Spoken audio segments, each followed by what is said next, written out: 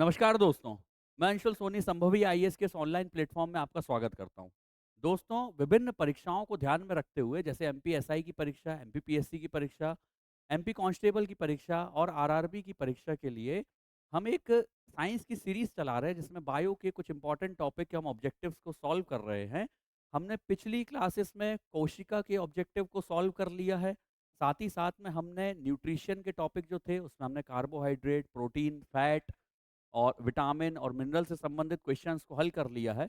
उसके बाद हमने रक्त से संबंधित कुछ ऑब्जेक्टिव को सॉल्व किया था। आज की क्लास में हम रक्त परिसंचरण तंत्र मतलब ब्लड सर्कुलेटरी सिस्टम से संबंधित कुछ महत्वपूर्ण ऑब्जेक्टिव को सॉल्व करने वाले हैं। आशा करते हैं कि आपको ये सीरीज हमारी काफ़ी मददगार साबित होगी। चलिए हम शुरू करते हैं अपनी सीरीज को और बढ़ते हैं हम अपने पहले प्रश्न की तरफ। पहला प्रश्न हमारा आज की सीरीज का है, रक्त समूह की खोज किसने की थी? बड़ा ही फेमस ये प्रश्न है। काफ़ी बार परीक्षा में ये पूछा गया है कि आखिरकार रक्त समूह की खोज किसने की है? मतलब who discovered the blood group? हम एक-एक ऑप्शन को यदि ध्यान से देखें, क्या इसका ऑप्शन ए हो सकता है? मतलब क्या इसका अलेक्जेंडर फ्लेमिंग इसका आंसर हो सकता है? नहीं, अलेक्जेंडर फ्लेमिंग इसका आंसर नहीं है। क्या इसका आंसर विलियम हार्वे हो सकता है? रक्त समूह की बात यहाँ पर की जा रही है, तो विलियम हार्वे भी इसका आंसर नहीं है।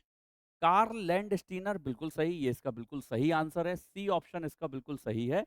और रॉबर्ट कोच ये भी इसका सही आंसर नहीं है। देखिए, कार्ल लैंडस्टीनर ने ये जो ऑप्शन लिखा हुआ है, ये ऑप्शन कार्ल लैंडस्टीनर ने लगभग 1900 में और 1901 के आसपास इन्होंने ब्लड ग्रुप की खोज की थी और उन्होंने ब्लड ग्रुप के बारे में मतलब ए, बी और ओ समूह के बारे में बताया था।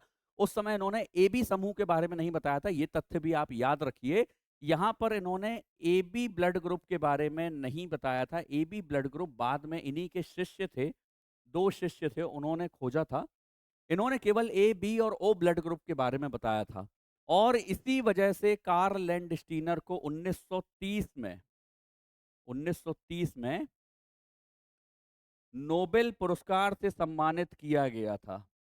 इन्हें नोबेल पुरस्कार से सम्मानित किया गया था कार्ल लैंडस्टीनर को, ब्लड ग्रुप की खोज करने की वजह से। इनकी इस खोज की वजह से सुरक्षित ब्लड का डोनेशन शुरू हुआ, ताकि किसी भी व्यक्ति को गलत ब्लड चढ़ जाने से किसी तरह का कोई भी हानिकारक इन्फेक्शन वगैरह ना हो। हमें कितने तथ्य याद रखने हैं? तो लगभग 1900 और 1901 में इन्होंने ब्लड ग्रुप की खोज की थी। इन्होंने 3 ब्लड ग्रुप के बारे में बताया था, ए, बी और ओ के बारे में बताया। ए बी ब्लड ग्रुप के बारे में उस समय इन्होंने नहीं बताया था। इनके 2 शिष्य थे जिन्होंने बाद में इस ब्लड ग्रुप को खोजा, ए बी रक्त समूह को खोजा था और इसी के लिए 1930 में इन्हें नोबेल पुरस्कार से सम्मानित किया गया था। इतने तथ्यों के बारे में हमको जानकारी रखना है। अब हम आगे बढ़ते हैं, हम एक-एक ऑप्शन की तरफ भी थोड़ा-सा देख लेते हैं कि आखिरकार ऑप्शन क्या है। तो अलेक्जेंडर फ्लेमिंग, क्या अलेक्जेंडर फ्लेमिंग का नाम हमने पहले कभी सुना है? बिल्कुल सुना है। इन्होंने पेनिसिलिन की खोज की थी, तो अलेक्जेंडर फ्लेमिंग का नाम जो है पेनिसिलिन के लिए जाना जाता है, ये महत्वपूर्ण तथ्य है। विलियम हार्वे, तो क्या विलियम हार्वे इसका आंसर हो सकता है? विलियम हार्वे ने ब्लड सर्कुलेटरी सिस्टम मतलब ये जो टॉपिक हम पढ़ रहे हैं, रक्त परिसंचरण तंत्र की खोज की थी। रक्त परिसंचरण तंत्र की खोज की थी। इसका इससे William Harvey blood circulatory system से संबंधित हैं। यदि हम ये चौथे ऑप्शन की तरफ बढ़ें, रॉबर्ट कोच, तो इन्होंने क्या किया है? इन्होंने तपेदिक इन्होंने तपेदिक और हैजा से संबंधित शोध किए हैं। तपेदिक और हैजा से संबंधित इन्होंने शोध किए हैं। तो ऑप्शन ए अलेक्जेंडर फ्लेमिंग का संबंध पेनिसिलिन से है, विलियम हार्वे का संबंध रक्त परिसंचरण तंत्र से है। साथ ही साथ में ऑप्शन सी कार्ल लैंडस्टीनर इसका सही आंसर है। रॉबर्ट कोच तपेदिक और हैजा के शोध से संबंधित रहे हैं। कार्ल लैंडस्टीनर के बारे में हम इतने तथ्यों को देखते हैं कि 1900 और 1901 में इन्होंने ए, बी और ओ ब्लड ग्रुप की खोज की थी। ए बी ब्लड ग्रुप की खोज उस समय नहीं हुई थी, ये ब्लड ग्रुप की खोज बाद में हुई है। इन्हीं के 2 शिष्य थे जिन्होंने इन ब्लड ग्रुप की खोज की थी। और इसके लिए 1930 में इन्हें नोबेल पुरस्कार से सम्मानित किया गया था। इतने तथ्य हमें इस प्रश्न से मिलते हैं। चलिए हम अपने अगले प्रश्न की तरफ आगे बढ़ते हैं। तो अगला प्रश्न है हमारा, मानव हृदय में कितने कक्ष होते हैं? महत्वपूर्ण प्रश्न है, कई बार परीक्षाओं में ये पूछा गया है। हालांकि देखा जाए तो सरल प्रश्न, जिस किसी ने भी गहराई से इन चैप्टर्स को पढ़ा है, इसके लिए उनके लिए बड़ा ही सरल सा ये प्रश्न है। ये सरल सा प्रश्न ऐसा है कि मानव हृदय में जो है 4 कक्ष पाए जाते हैं। बहुत सरल है, इसको हम इमेज की मदद से देख लेते हैं कि आखिरकार मानव हृदय में किस तरह के कक्ष जो हैं वो पाए जाते हैं। देखिए यहाँ पर ये हम इमेज को देख रहे हैं। यहाँ पर ये एक इमेज है। देखिए पहला कक्ष ये है राइट एट्रियम, दूसरा कक्ष राइट वेंट्रिकल, तीसरा कक्ष यहाँ पर दिखाई दे रहा है जिसको हम कहते हैं लेफ्ट एट्रियम, और यहाँ पर ये दिखाई दे रहा है लेफ्ट वेंट्रिकल। मतलब इसे हम कहते हैं दायां आलिंद। ये आपका कहलाता है दायां आलिंद। ये जो ऑप्शन हम देख रहे हैं ये, इसे हम कहते हैं दायां आलिंद।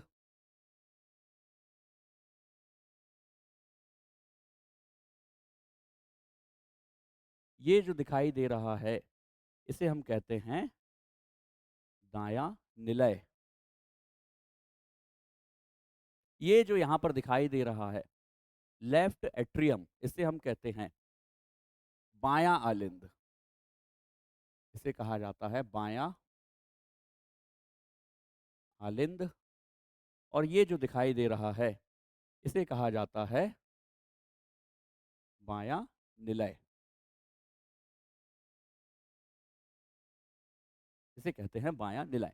तो इस तरीके से हमने 4 चैम्बर के बारे में देखा। पहला चैम्बर, दूसरा चैम्बर, तीसरा चैम्बर और ये यहाँ पर चौथा चैम्बर। तो प्रश्न इस तरीके से हम देख सकते हैं कि आखिरकार कितने चैम्बर पाए जाते हैं। टोटल 4 चैम्बर पाए जाते हैं। अब एक तथ्य और इससे संबंधित है, राइट एट्रियम और राइट वेंट्रिकल, मतलब दायां आलिंद और दायां निलय यहाँ पर अशुद्ध रक्त को संभालने का काम करते हैं। यहाँ पर अशुद्ध रक्त को संभालते हैं, मतलब जिसमें ऑक्सीजन नहीं पाया जाता, बल्कि यहाँ पर लेफ्ट एट्रियम और लेफ्ट वेंट्रिकल, मतलब बायां आलिंद और बायां निलय शुद्ध रक्त को संभालने का काम करते हैं। और ये आपस में मिक्सअप ना हो, इसी के लिए ये चैम्बर्स के बीच में सेपरेशन पाया जाता है। चलिए आगे बढ़ते हैं हम अगले प्रश्न की तरफ। इस तरीके से हमने ये देखा कि ये जो चैम्बर्स होते हैं इनकी संख्या 4 होती है। ये इसका बिल्कुल सही आंसर है। और हमने कितने चैम्बर्स होते हैं उनके बारे में भी हमने एक बेसिक इंट्रो जो है इस क्वेश्चन के जरिए कंप्लीट कर लिया है। अगले क्वेश्चन की तरफ हम आगे बढ़ते हैं। अगला क्वेश्चन है हमारा, हृदय से शरीर के अन्य भागों तक रक्त ले जाने वाली रक्त वाहिकाएं क्या कहलाती हैं? यहां पर हमें इसे ध्यान से देखना पड़ेगा कि आखिरकार प्रश्न में क्या पूछा जा रहा है। सबसे पहले यहां पर पूछा जा रहा है हृदय से शरीर के अन्य भागों तक। ठीक है, हृदय से शरीर के अन्य भागों तक, मतलब ऐसी रक्त वाहिकाएं जो हार्ट से शरीर के बाकी ऑर्गन तक ब्लड को फ्लो कराने का काम कर रही हैं। अब हमें यह देखना है कि हार्ट से, अब मैं आपको कुछ तथ्य बताता हूं कि हार्ट से शरीर के अन्य भागों तक जब ब्लड जाता है तो ऐसी कंडीशन में वो शुद्ध ब्लड होता है। मतलब ऑक्सीजन के साथ में वो ब्लड यहाँ पर पाया जाता है। यहाँ पर ऑक्सीजन पर्याप्त मात्रा में पाई जाती है।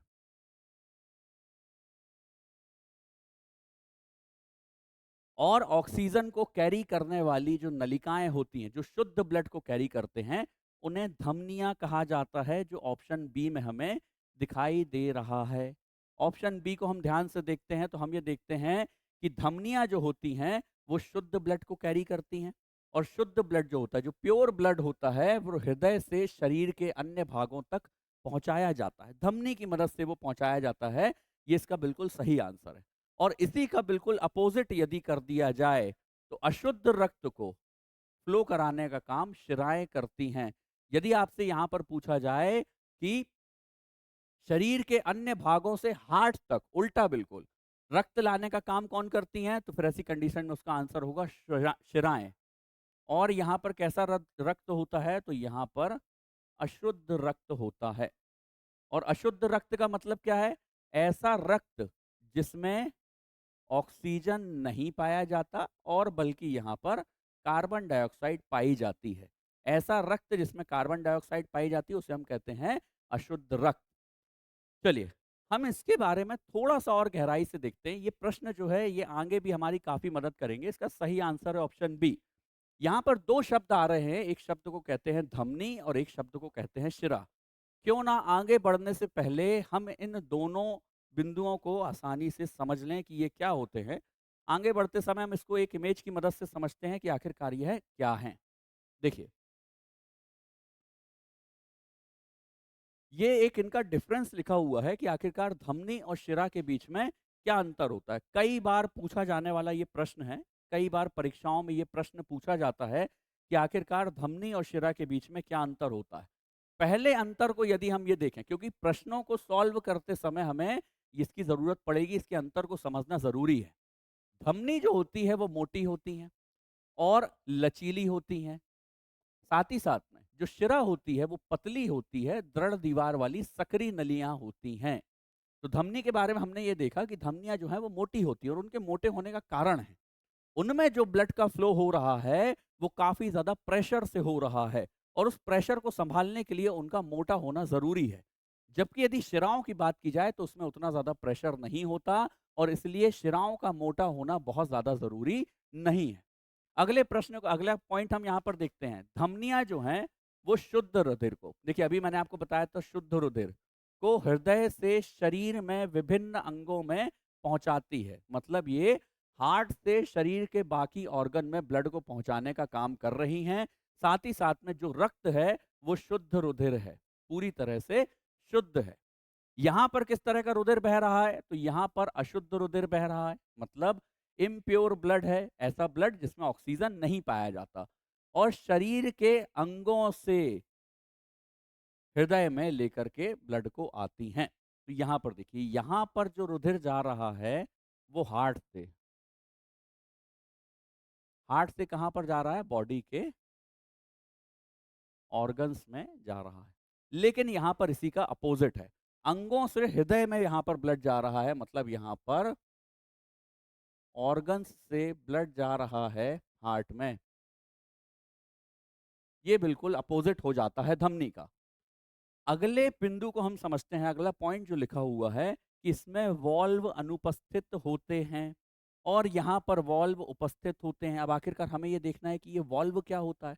दरअसल धमनियों में, मतलब आर्टरीज में ब्लड इतने ज़्यादा फ्लो से बहता है कि उस ब्लड को रोकने की ज़रूरत नहीं है। इस बात के चांसेस बहुत कम है कि वो ब्लड रिवर्स होकर के वापस आएगा, इसलिए उसमें किसी तरह का वॉल्व नहीं पाया जाता। लेकिन शिरा में जो ब्लड बहता है वो थोड़ा कम प्रेशर में बहता है और संभावना ये हो सकती है कि वो ब्लड वापस से रिटर्न हो जाए। तो वो ब्लड रिटर्न ना हो इसके लिए यहाँ पर वॉल्व पाए जाते हैं। अभी आगे के प्रश्नों में भी इसका ज़िक्र आएगा कि आखिरकार ये वॉल्व कैसे होते हैं। अगले चौथे बिंदु की तरफ हम चलते हैं। चौथा बिंदु लिखा हुआ है कि रुधिर का बहाव तीव्र व झटके के साथ होता है। अभी हमने इसके बारे में चर्चा की। ज़्यादा प्रेशर के साथ धमनियों में ब्लड बहता है और इसीलिए यहाँ पर वॉल्व नहीं पाए जाते, उनकी ज़रूरत ही नहीं है यहाँ पर। लेकिन यहाँ पर यदि बात की जाए तो रुधिर का बहाव सामान्य व धीरे-धीरे होता है। अब जब यहाँ पर ब्लड धीरे-धीरे बह रहा है, उनका प्रेशर बहुत ज़्यादा कम है, तो ऐसी कंडीशन में यहाँ पर वॉल्व पाए जाते हैं ताकि ब्लड रिवर्स ना होने पाए। और इसके बाद में ये 5वें नंबर का पॉइंट है कि ये अधिक गहराई में उपस्थित होते हैं और यह मांस में कम गहराई में उपस्थित होते हैं। बिल्कुल सही बात है। धमनियाँ जो होती हैं उनमें ब्लड काफ़ी ज़्यादा तेज़ गति से बह रहा है, इसलिए वो शरीर के काफ़ी अंदर भाग में पाई जाती, गहराई में पाई जाती हैं। लेकिन शिराएँ, जिसे हम वेन कहते हैं, वो उतनी ज़्यादा गहराई में उपस्थित नहीं होती हैं, बल्कि शरीर के ऊपरी भागों में पाई जाती हैं। मतलब यदि कंपैरिजन किया जाए आर्टरीज की तुलना में, तो आर्टरीज ज़्यादा गहराई में पाई जाती हैं और वेन्स जो होती हैं वो कम गहराई में पाई जाती हैं। हमने इसके इन बेसिक डिफरेंस को समझा है और इस डिफरेंस हमें काफ़ी ज़्यादा मदद करेगा आगे के क्वेश्चंस को हल करने के लिए। और यह डिफरेंस बहुत सारी मेंस की परीक्षाओं में भी पूछा जाता है लिखने के लिए, काफ़ी ज़्यादा महत्वपूर्ण है ये। चलिए अब हम प्रश्न की तरफ आगे बढ़ते हैं। एक एक इमेज और है, उसमें भी हम धमनी और शिरा के बेसिक अंतर को समझ सकते हैं। देखिए, ये यहाँ पर एक इमेज दिखाई दे रही है।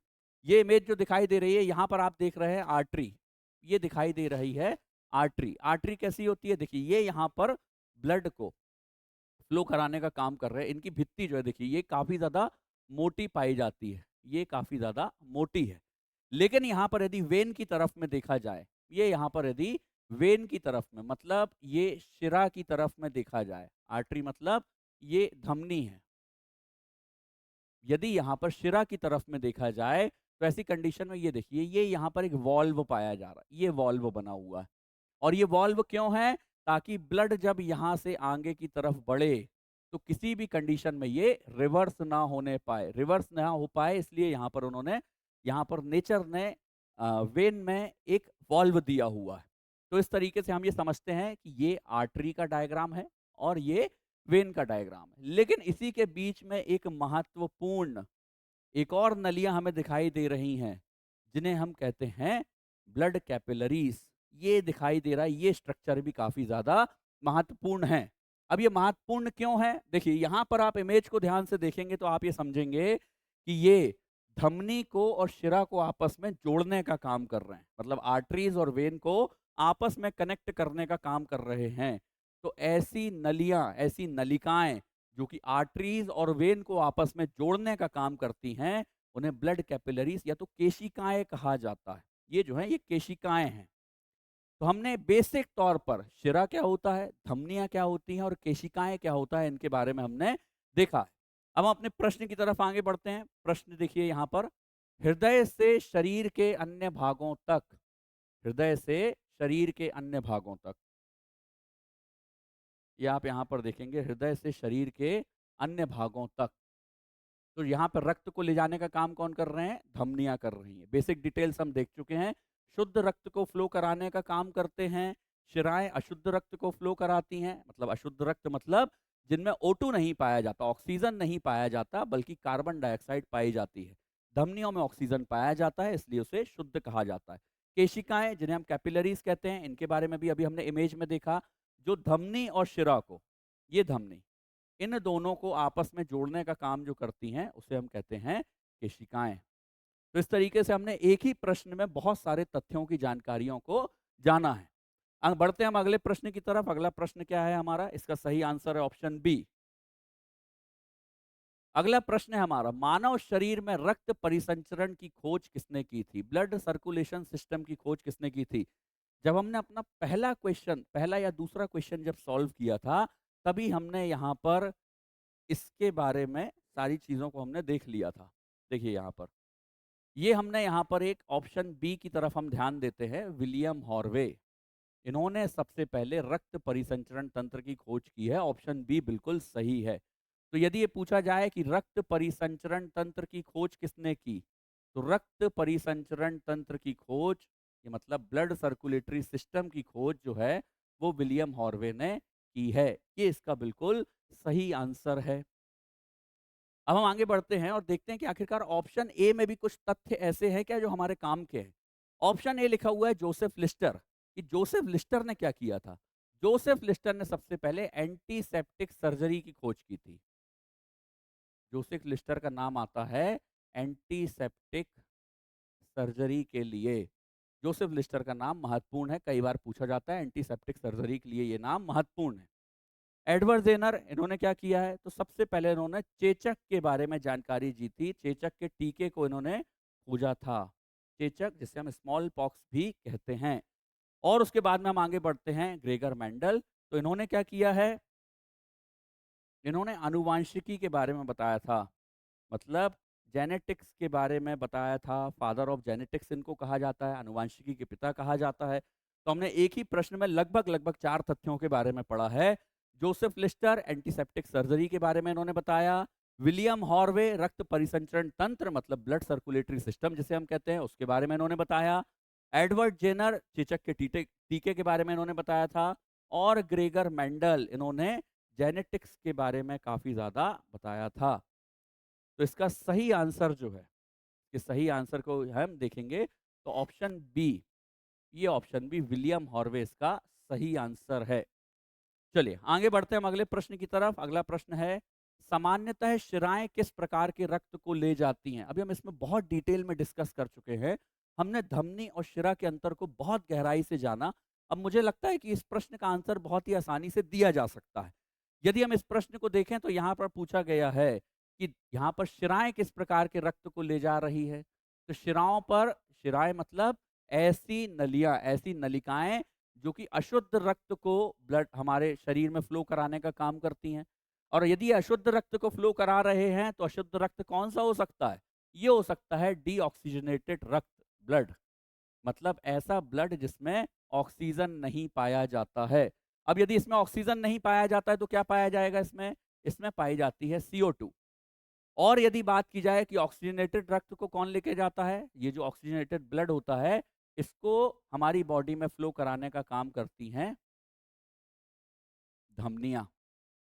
इसको फ्लो कराने का काम करेंगी धमनियाँ। आर्टरीज़ जो होती हैं वो उनको फ्लो कराने का काम करती है। ऑप्शन बी इसका सही आंसर है। ठीक है? अभी इसके कुछ अपवाद भी होते हैं। आगे के प्रश्नों में हम इनके अपवादों के बारे में भी देखेंगे कि क्या एक्सेप्शंस होते हैं। जैसे कि शिराएँ में तो हम यहाँ पर पल्मोनरी वेन के बारे में देखेंगे, ये वो उसका अपवाद होता है। धमनियों के बारे में देखा जाए तो हम पल्मोनरी आर्टरी के बारे में देखेंगे, वो उसका अपवाद होता है, बिल्कुल अपोज़िट हो जाता है। जो काम शिरा कर रही है उसका अपोज़िट काम पल्मोनरी वेन करेगी और जो काम आर्टरी करती है बिल्कुल उसका उल्टा काम जो है पल्मोनरी आर्टरी करती है। अभी आगे के प्रश्नों में वो प्रश्न भी आएँगे। चलिए, आगे बढ़ते हैं हम। पल्मोनरी धमनी किस प्रकार का रक्त ले जाती है? देखिए, अब भी हमने इसके बारे में डिस्कस किया था और आखिरकार वो प्रश्न आ गया। तो इसको सॉल्व करने का तरीका ये है, देखिए आप यहाँ पर पल्मोनरी आर्टरी, सबसे पहली चीज़ तो यहाँ पर धमनी लिखा हुआ है और धमनी किस तरह के रक्त को ले जा रही थी?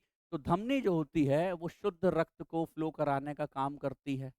और मैंने अभी आपको बताया कि यदि यहाँ पर धमनी के अपवाद के बारे में पूछा जाएगा तो ऐसी कंडीशन में हमें पल्मोनरी धमनी के बारे में बताना है। और पल्मोनरी धमनी बिल्कुल इसका उल्टा हो जाता है। उल्टा हो जाएगा मतलब यहाँ पर पल्मोनरी धमनी अशुद्ध रक्त को फ्लो कराने का काम करती है। ये कैसा काम करेगी? अशुद्ध रक्त को, मतलब ऐसा रक्त जिसमें ऑक्सीजन नहीं है बल्कि CO2 है, ऐसे रक्त को फ्लो कराने का काम करती है। तो इसका आंसर क्या होगा? अशुद्ध रक्त को ये फ्लो करा रही है पल्मोनरी आर्टरी। तो इसका आंसर है डीऑक्सीजनेटेड ब्लड। ऑप्शन बी इसका सही आंसर है। ये इसका सही आंसर है। ठीक है? ये इसका सही आंसर है। लेकिन अब हमें आखिरकार यह भी देखना है कि ये आर्टरी कहाँ पर पाई जाती है और कहाँ से कहाँ तक ब्लड को फ्लो कराने का काम करती है। तो देखिए, हम इसको फिर से इमेज की तरफ आगे बढ़ते हैं। इमेज की तरफ जब हम आगे बढ़ेंगे तो ये देखिए, ये यहाँ पर एक इमेज बनी हुई है। इसके बारे में हमने चर्चा की थी। ठीक है? ये इसके बारे में हमने यहाँ पर चर्चा की थी। ये आपको दिखाई दे रहा है पल्मोनरी आर्टरी, ये दिखाई दे रहा है पल्मोनरी आर्टरी। अब आखिरकार ये पल्मोनरी आर्टरी क्या काम कर रही है? तो पल्मोनरी आर्टरी जो होती है वो अशुद्ध रक्त को, मतलब ऐसा रक्त जिसमें CO2 पाया जाता है, उसको लंग्स तक ले जाने का काम करती है। तो ये कहाँ तक जा रही है? ये हार्ट से ब्लड को लेकर के लंग्स तक ले जाने का काम करती है पल्मोनरी आर्टरी। ये एक तथ्य आप याद रखिए, ये अपोजिट हो जाता है, आर्टरी का अपोजिट हो जाएगा पल्मोनरी आर्टरी में।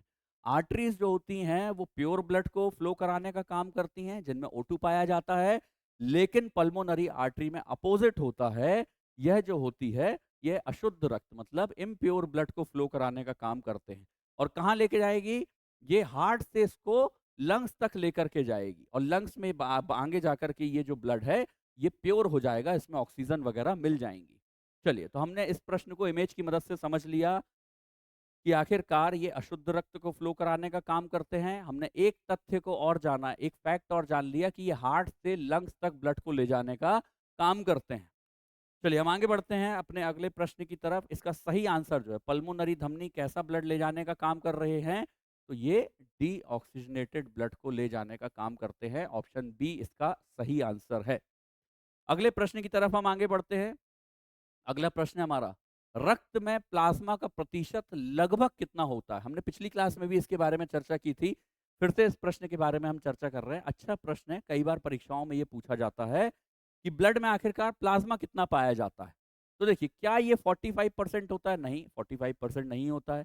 क्या ये 55% होता है? बिल्कुल सही, ये इसका आंसर बिल्कुल सही है। क्या ये 70% है? नहीं। 90% नहीं, बिल्कुल नहीं।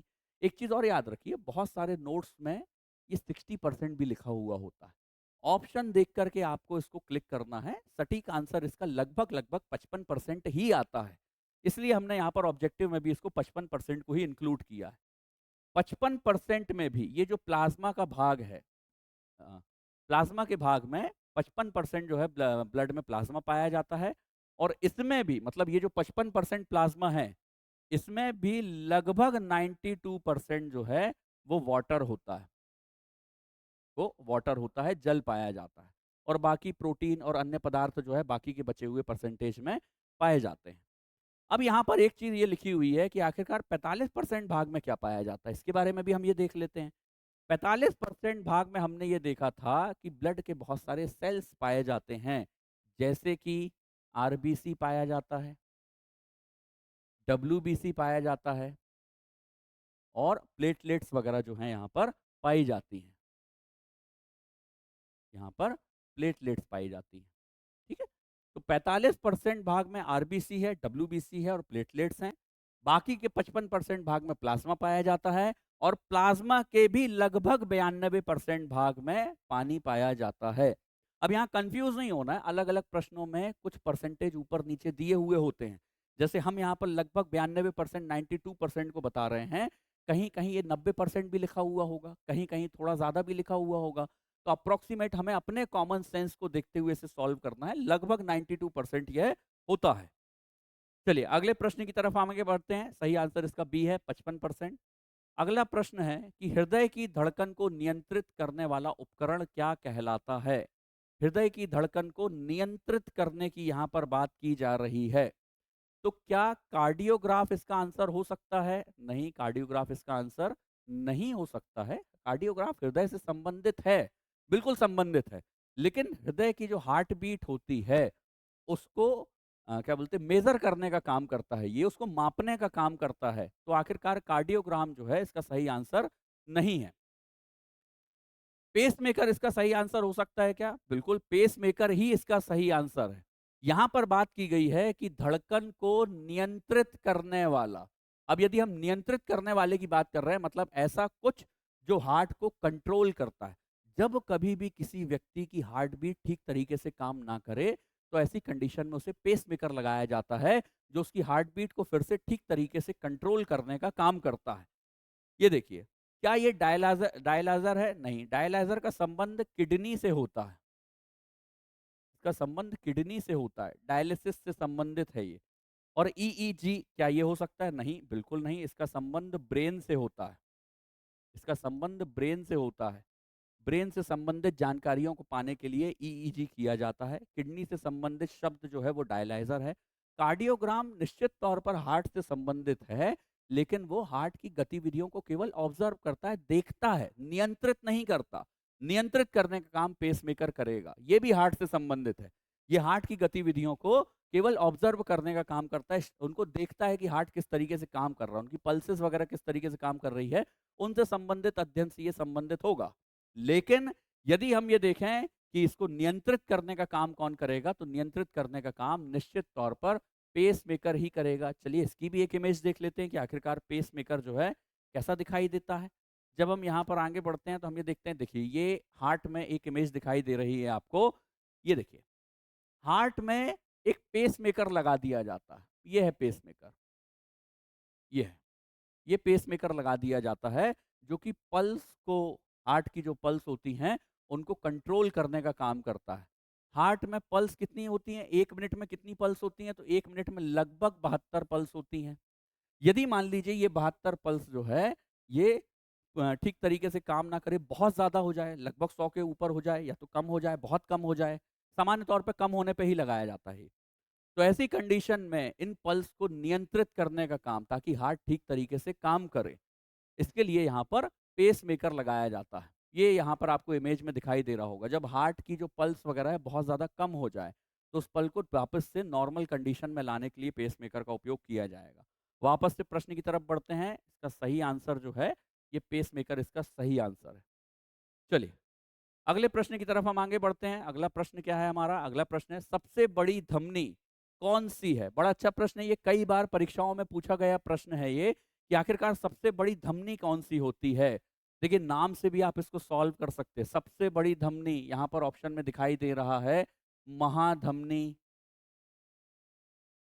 जिसको एओर्टा भी कहा जाता है। ठीक है? तो महाधमनी जो होती है वो सबसे बड़ी धमनी होती है। ये क्या काम करती है? तो ये हमारे हार्ट से शरीर के अलग-अलग अंगों में ब्लड को फ्लो कराने का काम करती है। कैसी दिखाई देती है? ये देखिए यहाँ पर, ये इमेज में यहाँ पर बनी हुई है महाधमनी। ये देखिए, जब हम यहाँ पर जाते हैं, ये देखिए ये बना हुआ है। इसे ही हम कहते हैं महाधमनी। इसे ही हम कहते हैं महाधमनी। क्या काम कर रही है? तो हार्ट से, देखिए ये वाले हिस्से से, यहाँ से ये हार्ट को फ्लो करा के, हार्ट हार्ट से ब्लड को फ्लो करा करके शरीर के अलग-अलग ऑर्गन में ब्लड को भेजने का काम करती है। तो यदि धमनी पूछा जाए कौन सी सबसे बड़ी धमनी होती है, तो ये है महाधमनी। ये हमको इमेज में दिखाई दे रहा है। प्रश्न की तरफ हम आगे बढ़ते हैं। प्रश्न में सही आंसर इसका ऑप्शन बी होगा। हमने इसकी इमेज को भी देखा। ऑप्शन बी इसका सही आंसर है, सबसे बड़ी धमनी। चलिए अगले प्रश्न की तरफ हम आगे बढ़ेंगे। अगला प्रश्न है हमारा, रक्त किस प्रकार का ऊतक है? ये हमने पहले भी शायद इसको डिस्कस किया, जब हमने ब्लड वाले टॉपिक को पढ़ा था, तब भी हमने इसके बारे में डिस्कस किया था। आज हम इसको फिर से डिस्कस कर रहे हैं कि रक्त किस प्रकार का ऊतक है। क्या यह उपकला ऊतक है, कि मतलब क्या यह एपिथेलियल टिश्यू है? बिल्कुल गलत, एपिथेलियल टिश्यू नहीं है। एपिथेलियल टिश्यू जो होता है शरीर की सतह को सुरक्षा देने का काम करता है, एपिथेलियल टिश्यू ये नहीं है। क्या ये मांसपेशी ऊतक है, मतलब क्या ये मसल टिश्यू है? नहीं। मांसपेशी टिश्यू जो होता है वो शरीर को गति देने का, संकुचन का काम करता है, तो ये भी इससे संबंधित नहीं है। क्या यह तंत्रिका ऊतक है? ऑप्शन डी की तरफ हम आगे आ रहे हैं। तो ये नर्वस सिस्टम से संबंधित होता है, ये भी इसका आंसर नहीं है। तो क्या यह संयोजी ऊतक है? बिल्कुल सही, इसका आंसर बिल्कुल यही है कि यह एक कनेक्टिव टिश्यू है। हम इसे तरल संयोजी ऊतक भी कहते हैं। ब्लड को तरल संयोजी ऊतक भी कहा जाता है। ब्लड को तरल संयोजी ऊतक भी कहा जाता है। तो ये इसका बिल्कुल सही आंसर है, ऑप्शन सी। ब्लड एक तरह का संयोजी ऊतक होता है और उसमें भी तरल संयोजी ऊतक होता है, जो शरीर के विभिन्न अंगों को आपस में कनेक्ट करने का काम करता है। लिक्विड है और लिक्विड हर जगह पर बॉडी में फ्लो हो सकता है, इस तरीके से ये शरीर के हर अंग को आपस में कनेक्ट करता है, जोड़ने का काम करता है। तो संयोजी ऊतक इसका सही आंसर है। अगले प्रश्न की तरफ हम आगे बढ़ते हैं। अगला प्रश्न है हमारा, ईसीजी का उपयोग किसकी गतिविधि को रिकॉर्ड करने के लिए किया जाता है? कि ईसीजी का उपयोग किसके लिए किया जाएगा? बहुत ही सामान्य सा प्रश्न है ये। इसको कहते हैं इलेक्ट्रोकार्डियोग्राम। इसका फुल फॉर्म होता है इलेक्ट्रोकार्डियोग्राम। इसका फुल फॉर्म होगा इलेक्ट्रोकार्डियोग्राम। ईसीजी का फुल फॉर्म होता है। किससे संबंधित है ये? ये स्पष्ट तौर पर हार्ट से संबंधित है, ज़्यादा विचार करने की इसमें ज़रूरत नहीं है। हार्ट बीट को मापने के लिए कि हार्ट बीट ठीक तरीके से काम कर रही है कि नहीं कर रही है, ईसीजी का उपयोग किया जाता है। लेकिन यदि मस्तिष्क के लिए पूछा जाए, तो मस्तिष्क के लिए अभी हमने पहले देखा था 1-2 क्वेश्चन में ईईजी यहाँ पर लिखा हुआ था। यहाँ पर लिखा हुआ था ईईजी। पुराने प्रश्न की तरफ हम जाते हैं, देखिए यहाँ कहीं पर अभी हमने ये देखा है। ये देखिए, ये ईईजी के बारे में हमने चर्चा की थी, तो मस्तिष्क से संबंधित था ये। हमने यहाँ पर भी इसके बारे में चर्चा की थी, हमने फिर से यहाँ पर रिपीट उसके बारे में चर्चा की है। मस्तिष्क से संबंधित होती है ईईजी। चलिए, तो इसका सही आंसर है ईसीजी। किसमें उपयोग किया जाता है? तो ईसीजी उपयोग किया जाता है, हृदय से संबंधित होता है। हार्ट बीट को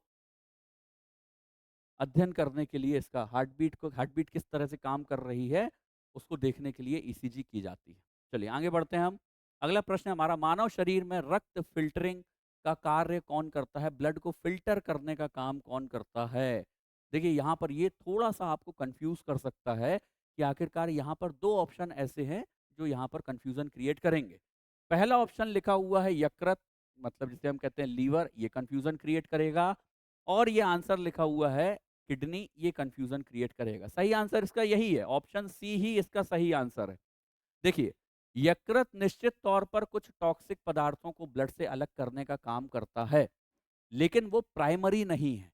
प्राइमरी यदि देखा जाए तो कौन है, जो कि हमारे ब्लड को पूरी तरह से फिल्टर करने का काम कर रहा है, तो ऐसी कंडीशन में इसका आंसर होता है गुर्दा, या फिर जिसे कहा जाता है किडनी। सही आंसर इसका है ऑप्शन सी। प्लीहा क्या काम कर रहा था, तो हमने देखा था कि आरबीसी को नष्ट करने का काम, आरबीसी को नष्ट करने का काम, आरबीसी कहाँ पर नष्ट होती है, प्लीहा या स्प्लीन में होती है। इससे रिलेटेड एक और फैक्ट हमने देखा था कि इसे आरबीसी का कब्रिस्तान कहते हैं। ये पिछली क्लासेस में हम इसको देख चुके हैं, इसे आरबीसी का कब्रिस्तान कहते हैं। अग्नाशय के बारे में देखा जाए, पैनक्रियास के बारे में क्या होता है, तो पैनक्रियास के बारे में सबसे खास बात यह है कि ये एक बार में, मतलब एक साथ में ही, ये अंतःस्त्रावी और बहिस्त्रावी दोनों प्रकार की ग्रंथि है, मतलब एंडोक्राइन और एक्सोक्राइन दोनों होती है। ये हार्मोन को भी रिलीज करती है और एंजाइम्स को भी रिलीज करती है। तो इस तरीके से हमने इतने तथ्यों को देखा। सही आंसर है इसका किडनी। अब चलिए, जब हम किडनी के बारे में यहाँ पर पढ़ ही रहे हैं, जब हम यहाँ पर किडनी के बारे में पढ़ रहे हैं, तो परीक्षा में पूछा जाने वाला एक महत्वपूर्ण तथ्य, हम एक एक्स्ट्रा फैक्ट को भी पढ़ लेते हैं। हम एक एक्स्ट्रा फैक्ट भी देख लेते हैं जो परीक्षा में बहुत ज्यादा पूछा जाता है। ये प्रश्न पूछा जाता है कि किडनी की फंक्शनल यूनिट क्या होती है, मतलब गुर्दे की क्रियात्मक इकाई क्या होती है, और इसे कहा जाता है नेफ्रॉन। यदि आपसे पूछा जाए कि किडनी की फंक्शनल यूनिट क्या होती है, तो उसे हम कहेंगे नेफ्रॉन। और इसी नेफ्रॉन की वजह से ब्लड जो होता है वो फिल्टर हो पाता है। तो हमने कितने तथ्यों को देखा, हमने यहाँ पर एक प्रश्न में सबसे पहले हमने ये देखा कि लीवर कुछ टॉक्सिक पदार्थों को रक्त से बाहर निकालने का काम करता है, लेकिन वो प्राइमरी फिल्टर का काम नहीं करता है। प्राइमरी यदि कुछ है, सबसे ज्यादा महत्वपूर्ण कुछ है, तो वो किडनी ही है। यहाँ कंफ्यूज नहीं होना है, इसका आंसर किडनी ही आएगा। प्लीहा के बारे में, स्प्लीन के बारे में हमने देखा कि आरबीसी यहाँ पर नष्ट होती है, आरबीसी का इसे कब्रिस्तान कहा जाता है। अग्नाशय के बारे में हमने देखा कि एक बार में एंडोक्राइन और एक्सोक्राइन, मतलब अंतःस्त्रावी और बहिस्त्रावी दोनों तरह की ग्रंथियों का ये काम करता है, मतलब ये हार्मोन भी रिलीज करता है और एंजाइम्स को भी रिलीज करता है। किडनी के बारे में एक एक्स्ट्रा फैक्ट को हमने ये देखा कि किडनी की फंक्शनल यूनिट क्या होती है, किडनी की क्रियात्मक इकाई क्या होती है, तो हमने ये देखा किडनी की क्रियात्मक इकाई होती है नेफ्रॉन, और नेफ्रॉन की वजह से ही ये ब्लड को काफी अच्छे तरीके से फिल्टर कर पाता है। तो इतने तथ्यों को देखने के बाद अब हम आगे बढ़ते हैं अपने अगले क्वेश्चन की तरफ। अगला क्वेश्चन है हमारा, पंपिंग स्टेशन के रूप में मानव शरीर का कौन सा अंग कार्य करता है। बड़ा ही सरल सा प्रश्न है, इस पे तो मुझे ऐसा लगता है कि बहुत ज्यादा चर्चा भी नहीं होनी चाहिए, बड़े ही सामान्य तरीके से कॉमन सेंस से हम इसे हल कर सकते हैं। क्या ये फेफड़े हो सकते हैं? फेफड़े श्वसन में काम आते हैं, रेस्पिरेशन में काम आते हैं। क्या यह यकृत हो सकता है? बिल्कुल नहीं, यकृत भी इसका आंसर नहीं हो सकता, लीवर भी इसका आंसर नहीं है। क्या इसका आंसर हार्ट है? बिल्कुल सही, यही काम कर रहा है। मस्तिष्क भी इसका आंसर नहीं है। हार्ट जो होता है वो ही पंप की तरह काम करता है। विलियम हॉर्वे, जिन्होंने सबसे पहले रक्त परिसंचरण तंत्र की खोज की थी, तो उन्होंने सबसे पहले यही बताया था कि हार्ट जो है, हार्ट से ही ब्लड पूरे शरीर में फ्लो होता है, और पूरे शरीर में फ्लो होने के बाद वापस हार्ट में आता है। तो हार्ट एक पंप की तरह काम करता है। लगातार हार्ट सिकुड़ता है और फैलता है, और उसमें भरा हुआ जो ब्लड है वो शरीर में पहुंचता है, शरीर में फ्लो होने के बाद वापस वो हार्ट की तरफ आगे बढ़ता है और हार्ट में आता है। इस तरीके से हमने ये देखा कि पंपिंग का काम कौन कर रहा है, पंपिंग स्टेशन का काम कौन कर रहा है, तो पंपिंग स्टेशन का काम हार्ट ही करता है। चलिए अगले प्रश्न की तरफ हम बढ़ते हैं। अगला प्रश्न है हमारा, एनीमिया किस कमी के कारण होता है? पिछली क्लासेस में भी हमने इसे डिस्कस कर लिया है। एनीमिया जो होता है वो हीमोग्लोबिन की कमी की वजह से होता है। आरबीसी के ऊपर हीमोग्लोबिन पाया जाता है, ऑप्शन सी इसका सही आंसर है। कहाँ पर पाया जाता है? तो रेड ब्लड सेल जो होती है आरबीसी के ऊपर पाया जाता है। कॉम्बिनेशन क्या होता है इसका? तो हीम और ग्लोबिन से मिलकर के बना होता है। हीम क्या होता है? हीम रिप्रेजेंट करता है आयरन को, आयरन पाया जाता है। ग्लोबिन क्या होता है? तो ग्लोबिन एक तरह का प्रोटीन होता है। और आयरन जो है इसमें बाइंडिंग प्रॉपर्टी पाई जाती है, ये ऑक्सीजन को बाइंड कर सकता है, और ऑक्सीजन को बाइंड करने के बाद में ये पूरी तरह से ब्लड में फ्लो कराता है। यदि इसकी कमी हो जाए तो ऐसी कंडीशन में एनीमिया नाम का रोग जो है हो सकता है। एनीमिया का मतलब होता है खून की कमी। प्लाज्मा, डब्ल्यूबीसी और प्लेटलेट्स उसके उतने सटीक आंसर नहीं हैं जितना सटीक आंसर इसका हीमोग्लोबिन है। ऑप्शन सी इसका सही आंसर है। अगले प्रश्न की तरफ हम आगे बढ़ते हैं। अगला प्रश्न है हमारा, कोलेस्ट्रॉल क्या है? तो भाई ये तो बड़ा अच्छा प्रश्न है, कोलेस्ट्रॉल क्या है? इसको हम ध्यान से देखते हैं कि क्या कोलेस्ट्रॉल एक हार्मोन है, एंजाइम है या तो प्रोटीन है? देखिए सामान्य तौर पर हम अब ये आखिरकार कोलेस्ट्रॉल का प्रश्न यहाँ पर क्यों आ गया? हार्ट का बहुत गहरा संबंध है कोलेस्ट्रॉल से। अब ये कैसे है ये हम समझते हैं कि हार्ट का गहरा संबंध कैसे है। क्या यह एक हार्मोन है? बिल्कुल गलत। क्या यह एक एंजाइम है? बिल्कुल गलत। क्या यह एक वसा है, एक फैट है? बिल्कुल सही। प्रोटीन है? ये भी बिल्कुल गलत, ऐसा भी नहीं है। तो इसका आंसर है ऑप्शन सी, कोलेस्ट्रॉल क्या होता है? कोलेस्ट्रॉल एक तरह का फैट होता है। अब हम इसको ध्यान से देखते हैं कि आखिरकार कोलेस्ट्रॉल कितने तरह का होता है।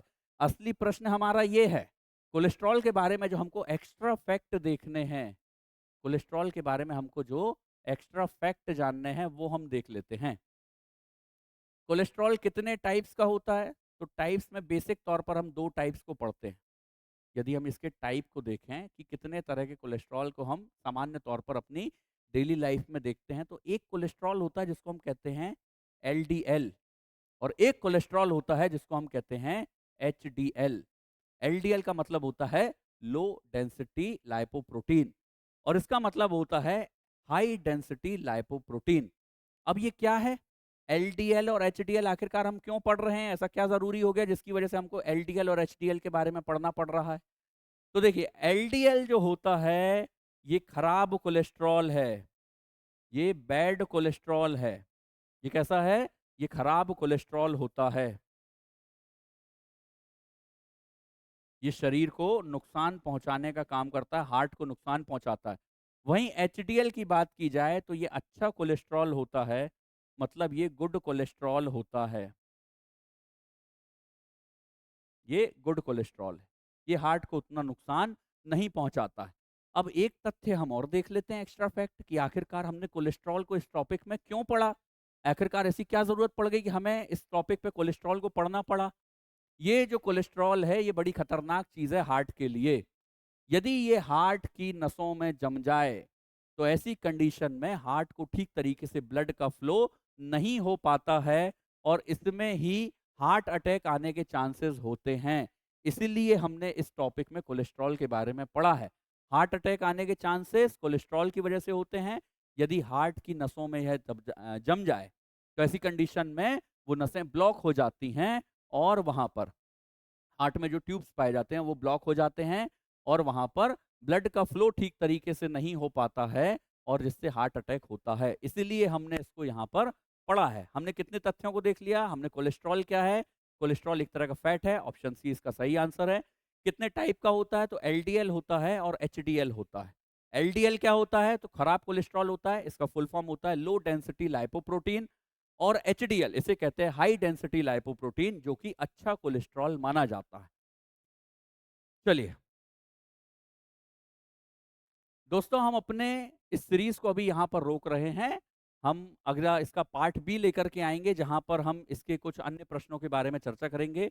उम्मीद करता हूँ कि आपको ये प्रश्न काफ़ी मददगार साबित होंगे। हम प्रश्नों को सॉल्व करते करते बहुत से अन्य तथ्यों के बारे में भी जान रहे हैं। आशा करता हूँ कि आपकी परीक्षा में ये सीरीज काफ़ी ज़्यादा मददगार होगी। इसी तरह के प्रश्नों को हल करते हुए हम आगे बढ़ेंगे। इसी तरह के प्रश्नों को देखने के लिए, समझने के लिए हमारे संभवी आईएएस के ऑनलाइन प्लेटफॉर्म को लाइक करें, सब्सक्राइब करें। बहुत बहुत धन्यवाद।